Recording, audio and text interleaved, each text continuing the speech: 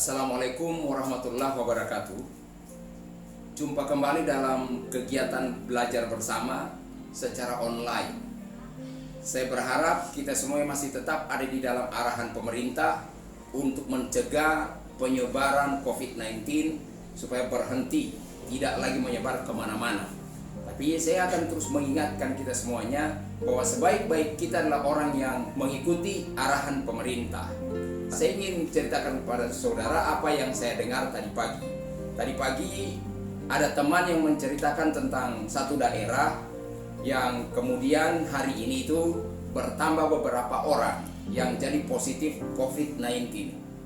Nah, yang ingin saya ceritakan di sini adalah ternyata orang-orang yang baru dinyatakan positif ini adalah keluarga dari orang yang sudah positif sebelumnya. Itu terjadi di beberapa tempat. Artinya apa? Penting sekali untuk kita jaga jarak dengan siapapun, karena sudah terbukti bahwa jarak yang tidak dijaga karena terlalu dekat dengan orang yang sudah terpapar oleh COVID-19 atau virus corona ini sangat rentan dan beresiko sekali, sangat memungkinkan untuk terjadinya paparan virus corona terjadi dalam diri orang yang berkontak itu.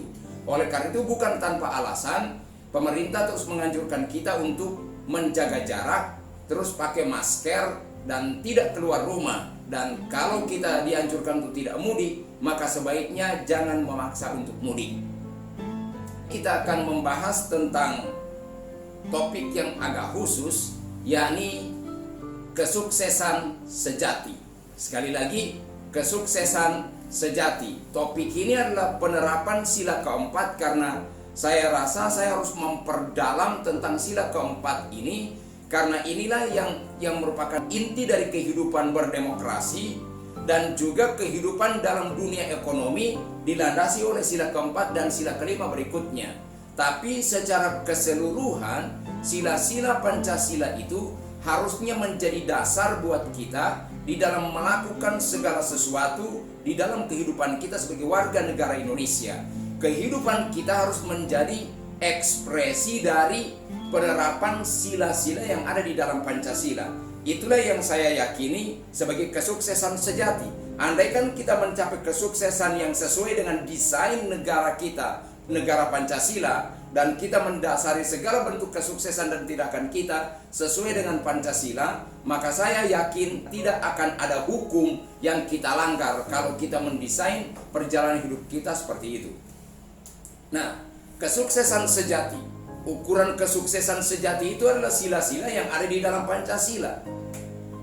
Sukses adalah dambaan semua orang. Walaupun saya harus berkata bahwa tidak semua orang bisa sukses, kecuali hanya orang yang menemukan ukuran sukses itu sendiri. Walaupun Tuhan memberi kesempatan kepada semua kita, semua orang untuk sukses, tapi tidak semua bisa sukses.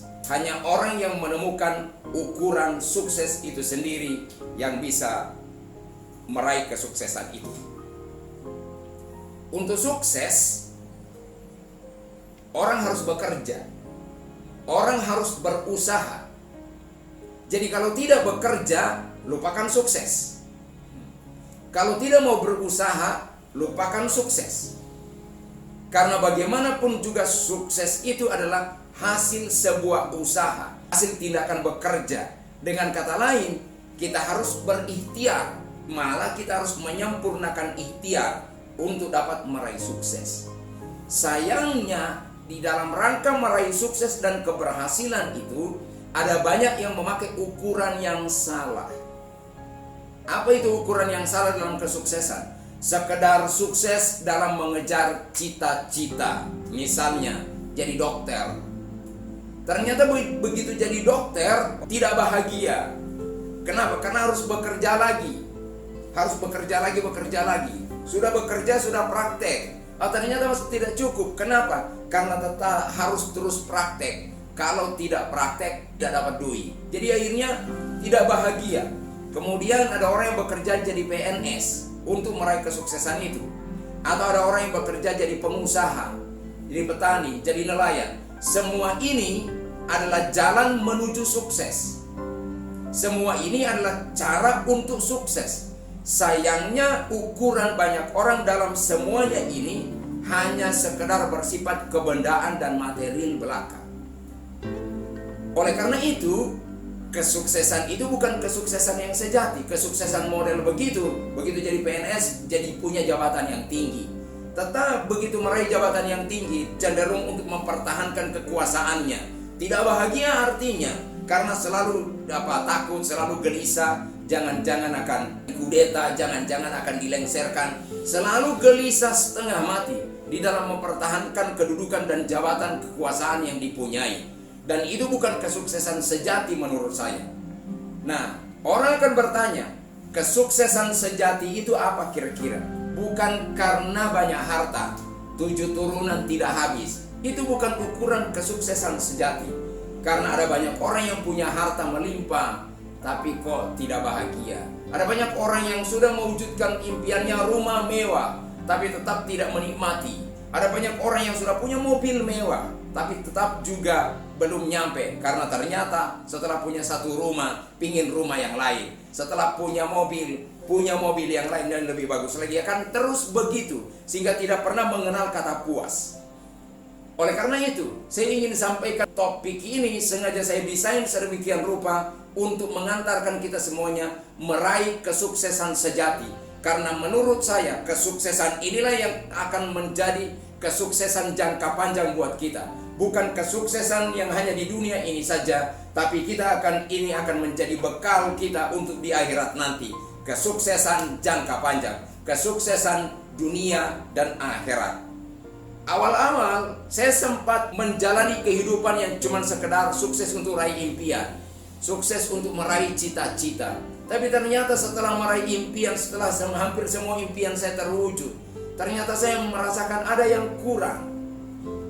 Begitu impian-impian saya, beli mobil sudah bisa diwujudkan, bangun rumah sudah bisa diwujudkan, ternyata tidak cukup. Itulah yang membuat saya merenung. Dan akhirnya ukuran kesuksesan saya pun berubah. Apa ukuran kesuksesan sejati? Ini yang ingin saya sampaikan buat kita semuanya. Ukuran kesuksesan sejati adalah, ukuran kesuksesan yang bagus adalah tatkala kita sukses menyukseskan orang lain. Sekali lagi, sukses membuat sukses yang lain. Tadi malam saya sempat mengatakan bahwa orang yang berhasil adalah orang yang berhasil membuat orang lain berhasil sama seperti dirinya berhasil. Itu adalah ukuran kesuksesan sejati. Sebagai anak buah, pikirkanlah kesuksesan pemimpinmu. Artinya memikirkan kesuksesan orang lain. Sebagai pemimpin, pikirkanlah kesuksesan anak buahmu. Sehingga saya ingin berkata seperti ini. Kalau kau sebagai anak buah, ini yang ingin saya katakan. Pemimpin yang kau sangka dan kau bilang sadis dan kejam itu, justru itu pemimpin yang paling memberdayakan bagimu. Engkau diinginkannya dengan sangat untuk berhasil sesuai dengan standarnya dia. Kenapa kamu rasa susah? Karena kamu memaksakan standarmu yang belum sukses dipaksakan kepada standar pemimpin yang sudah sukses. Seharusnya engkau bersyukur memiliki pemimpin yang begitu punya kemauan tinggi untuk engkau bekerja keras, memaksakan kapasitasmu untuk ditarik lebih luas lagi. Karena itu akan menjadi kesuksesanmu di masa depan. Bagi engkau yang menjadi pemimpin, maka saya akan berkata seperti ini. Anak buah yang sejelek apapun dia, dengar, dia telah berkontribusi pada perjuanganmu sehingga engkau dimudahkan untuk meraih kesuksesan. Jadi, kita harus bersikap seperti ini. Jangan berpikir sendiri. Jangan berpikir sendiri. Oleh karena itu, kalau kita sebagai pemimpin, ini pesan saya. Karena biasanya ini dua kalimat ini sering dituntut. Wah, itu pemimpin yang dia tahu kita jelek sebagai anak buah, terus dipaksa-paksa. Jangan dituntut, karena ini yang harus disadari. Kalau saya pemimpin, maka saya harus menanamkan anak buah sejelek apapun juga, dia tetap punya kontribusi di dalam perjuangan saya untuk mempermudah kesuksesan saya. Oleh karena itu, Saya sangat bangga, saya sangat berharap kalau anak-anak yang saya pimpin berhasil dalam hidupnya. Itu yang menjadi dambaan saya, dan sekarang saya perluas kepadamu yang sedang mendengarkan rekaman ini. Saya juga menginginkan kau memasuki kehidupan yang sukses sejati. Kesuksesan yang bukan cuma harta belaka, tapi kesuksesan yang dapat menyukseskan orang lain. Sekali lagi, kesuksesan yang bukan cuma sukses punya harta duniawi belaka, tapi kesuksesan yang dapat menyukseskan orang lain. Oleh karena itu, dalam desain kehidupan yang sukses seperti ini, seharusnya kita lebih mudah sepakat daripada bertentangan. Selalu kita mencari titik temu, bukan mencari perbedaan lalu kemudian diruncing-runcingkan. Lebih baik bermusyawarah daripada baper sendiri. Kalau sudah baper, sudah pasti kinerja turun. Oleh karena itu, saya ingin menyampaikan kepada kita semua agar kita memperhatikan rambu-rambu yang saya sampaikan di sini. Saya berharap semua yang dengarkan rekaman ini, dengarkan siaran ini, akan memasuki kehidupan yang sukses sejati. Orang akan bertanya, Pak, cepatlah tunjukkan bagaimana jalan mewujudkan sukses sejati itu dalam perjalanan hidup ini. Ini kuncinya. Jangan berjuang sendiri. Jangan berjuang sendiri. Saya akan berikan pengertian dan pemaparannya seperti ini. Kalau orang lahir dalam keluarga miskin, yang sudah terbentuk di dalam dirinya adalah jiwa yang miskin, pemikiran yang miskin. Minta maaf, bukan untuk mengejek dan mendiskreditkan pemikiran orang yang masih merasa miskin, tapi saya sedang menunjukkan masalah yang harus kita cari solusinya. Jadi jangan berpikir sendiri, karena semua yang ada di dalam diri seseorang adalah bentukan lingkungannya. Jadi kalau dia tinggal di dalam lingkungan yang miskin, maka pasti dia akan miskin. Oleh karena itu, yang kita lihat di masyarakat adalah ini. Anak orang kaya sudah pasti kaya. Anak orang miskin sudah pasti miskin. Anak dari seorang pegawai negeri akan cenderung lebih mudah jadi pegawai negeri. Anak dari orang petani akan cenderung jadi petani. Kenapa? Karena itulah bentuk pemikiran dan sudut pandang yang terbangun di dalam dirinya. Oleh karena itu, jangan berjuang sendiri. Karena kalau berjuang sendiri, sudah hampir pasti miskin. Kalaupun berhasil, harus melalui perjuangan yang berdarah-darah, jatuh bangun sendiri. Kalaupun berhasil. Atau kalaupun berhasil, kesuksesannya sempit. Kesuksesannya tidak sejati, kesuksesannya gampang rapuh. Oleh karena itu, bagaimana supaya tidak berjuang sendiri? Carilah mentor. Itu yang kedua. Jangan berjuang sendiri. Lalu yang kedua, carilah mentor. Carilah mentor. Saya kira begitu banyak orang yang bersedia untuk jadi mentor. Kalau saudara tidak menemukan orang yang siap mementorimu, datanglah ke Mekar Jaya Indonesia, karena kami siap mementorimu. Perjalanan hidup kami memang kami dedikasikan untuk membagikan perjalanan hidup, meraih kesuksesan di level yang kami sudah raih saat ini. Sehingga minimal kalau engkau dimentori oleh orang selevel ini, maka engkau akan sukses minimal di level itu. Lebih baik, lebih bagus, iya, pasti punya jalan untuk itu. Karenanya carilah mentor. Nah, kenapa harus dimentor? Kenapa ini menjadi kunci kesuksesan sejati? Karena kesuksesan itulah yang dapat diduplikasikan. Kalau kita sukses sendiri, berdarah-darah sendiri, coba jatuh bangun lalu berhasil, kesuksesan itu akan sulit untuk diduplikasikan. Kenapa? Karena kita tidak pernah dimentor orang, sehingga cenderung kita akan paksa orang untuk melalui jatuh bangunnya kita. Sehingga sama seperti susahnya kita berjuang, maka orang lain pun juga harus susah untuk berjuang meraih sukses seperti kita. Tapi ada kabar baiknya, kalau engkau menemukan mentor, lalu mengikuti panduan demi panduan arahan dari seorang mentor yang sudah sukses ini, kabar baiknya adalah engkau tidak butuh waktu jatuh bangun seperti yang sudah dilalui oleh mentor ini. Kenapa? Karena semua kesusahan dan kesulitan, jatuh bangun dan berdarah-darah itu pasti akan di skip. itu pasti akan dilewatkan dari perjalanan hidupmu, dan hanya yang benarlah, hanya yang membuat sukseslah yang akan ditunjukkan kepadamu. Dengan demikian engkau akan lebih mudah untuk berhasil, engkau akan menempuh jangka pendek untuk dapat berhasil.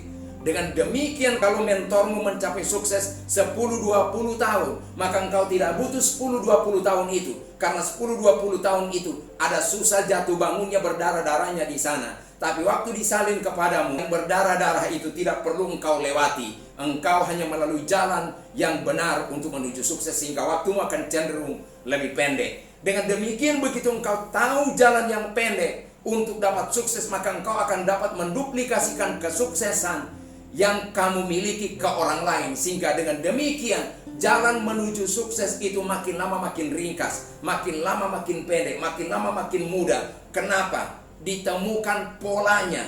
Karena di mana ada pola, di sana ada kemudahan. Sekali lagi, di mana ada pola, di sana ada kesuksesan. Nah, pola yang saya maksud, pola sukses yang saya maksud adalah temukan mentormu, temukan pemimpinmu yang akan menunjukkan jalan bagimu untuk menuju sukses. Oleh karena itu pada saat waktu kita dimentori, bunuh semua diri sendiri yang ada di dalam diri kita. Biarkan mentormu yang hidup. Kehendakmu bunuh semuanya. Biarkan kehendak mentormu lah yang terjadi, dengan catatan yang benar, bukan yang salah. Kalau disuruh melakukan yang sudah nyata-nyata salah, itu mentor yang salah. Itu mentor yang tidak betul. Tinggalkan itu dan cari mentor yang lain. Jadi waktu kita meraih kesuksesan yang seperti ini, maka kita akan memiliki kesuksesan yang sejati. Dan kalau kita memiliki kesuksesan yang sejati, itu kesuksesan yang akan dapat menyukseskan orang lain. Sehingga dengan demikian kita bukan cuma sukses sendiri, tapi sukses dengan orang lain. Bagaimana caranya? Belajarlah memikirkan kesuksesan orang lain. Dari sejak awal saya ingin berkata buat saudara, walaupun saya tidak memulai dengan pemikiran yang seperti inilah yang saya bilang tidak perlu dilewati. 20-an tahun seperti saya, engkau bisa 1, 2 tahun, 3, 4, 5 tahun saja. Kenapa? Karena saya melalui jatuh bangun yang lama. Apa yang saya maksudkan dari sejak awal, saya tidak punya desain sukses untuk menyukseskan orang lain. Saya masih tetap seperti yang sama-sama punya impian ini, impian itu, impian ini, impian itu. Punya banyak catatan impian saya, dan kemudian saya mengejar itu semua. Alhamdulillah tercapai. Tapi ini saya sampai pada satu titik, ini tidak cukup. Saya tetap tidak puas dengan ini semuanya. Lalu akhirnya saya mendapati kesuksesan sejati adalah pada saat saya membuat orang lain sukses di dalam binaan dan mentoran yang saya lakukan untuk mereka. Oleh karena itu ini yang ingin saya katakan buat saudara.